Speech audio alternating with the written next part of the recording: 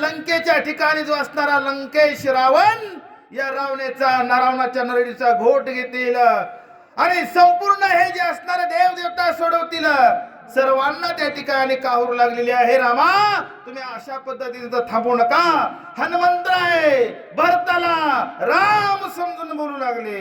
ऋषीवाल्मिकाचे भाषण अनागता सुरश राम मारिल रावणास त्या बोलास साच करी. त्या बोलास साच करी. या जगताच्या ठिकाणी अत्यंत सुरस जे असणारं महाकाव्य जर काय असेल तर ते रामायण या ठिकाणी आहे.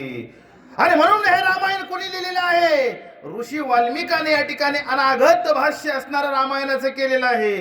रामायणाची असणारी ही सुंदर कथा त्या ठिकाणी साच करण्यासाठी रामा तुम्ही या ठिकाणी खरोखरच लंकेच्या ठिकाणी चला.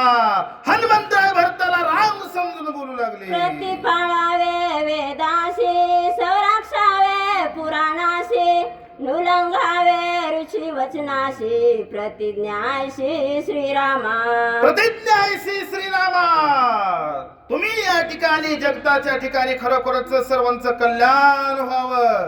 जेवढे काही जीव या जगाच्या ठिकाणी जन्माला आलेले आहेत त्यांना एक मार्ग त्या ठिकाणी भेटावा. रामा, तुमच्या कंठातून या ठिकाणी वेदाची निर्मिती झालेली आहे. शास्त्र पुराणामध्ये जे सांगितलेले धर्म जे आहेत शास्त्र म्हणेल जे सांडावे आणि ते राज्यहित मानावे. अशा पद्धतीनं रामा तुमचा जो असणारा धर्म जो आहे तुम्ही ह्या जगताच्या ठिकाणी दिलेला आहे.